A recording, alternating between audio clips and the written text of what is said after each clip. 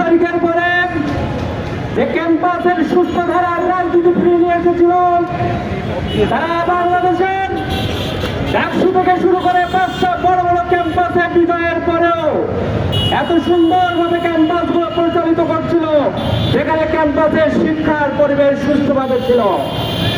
কিন্তু বর্তমান সময়ে আমরা লক্ষ্য করলাম যে ছাত্র দলের মধ্যে কমিটি দেওয়ার একটা গুঞ্জন শুরু হয়েছে। ঠিক সেই সময়ে তারা ক্যাম্পাসগুলোতে, মহানগরগুলোতে, জেলাগুলোতে তারা তাদের সন্ত্রাসী কার্যক্রম শুরু করেছে। তারা আবার রামদানিয়ে রাস্তায় চলে আসছে, তারা চাপাতি নিয়ে ক্যাম্পাসগুলোতে প্রবেশ করছে। এর দ্বারা কি বুঝতে পারি?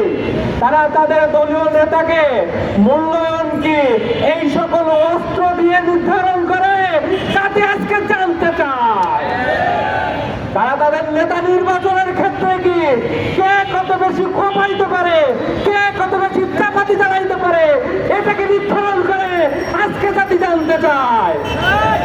এদেশের অভিভাবকদেরকে আমরা বলতে চাই, আপনার সন্তান যদি ছাত্র দল করে, এই ছাত্র দলের নেতা হতে গেলে চাপাতি চালানো শেখা লাগে।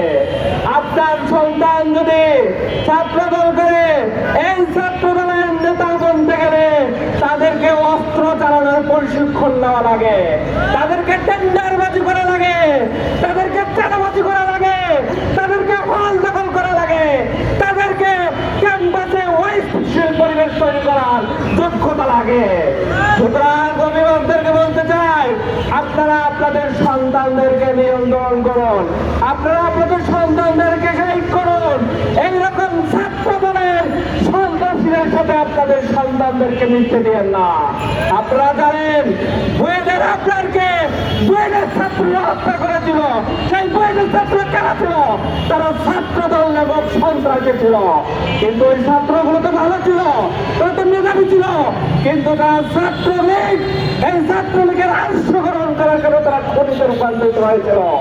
আজকে এই ছাত্রদল যদি কেউ ছাত্র দলের নেতাবি যদি কোনো শিক্ষার্থী প্রবেশ করে, তারাও অস্ত্র চালাবে, তারাও সন্ত্রাসী হবে। সুতরাং এদের থেকে আপনারা সাবধান হন। আমরা গতকাল দেখলাম সিটি কলেজে সাধারণ শিক্ষার্থীর উপরে, ছাত্র শিবিরের উপরে একদল বস্তির ছেলে যারা চাপাতি নিয়ে হামলা করেছে।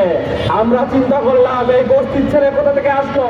তখন মনে পড়লো 2017 সালে 1 জানুয়ারি বেগম জিয়া একটা কথা বলেছিল যে তোমরা ছাত্র দল করো, তোমরা তো মনে হচ্ছে বস্তির ছেলে, তোমরা বস্তির ছেলে থেকে আসছো, তোমরা ছাত্ররা। আবার আজকে মনে পড়ছে যে ক্যাম্পাসগুলোতে আসলে যারা এই সাধারণ শিক্ষার্থীর উপরে যারা ছাত্র শিবিরে হামলা করছে, এরা ছাত্র না, এরা সেই বস্তির ছেলে।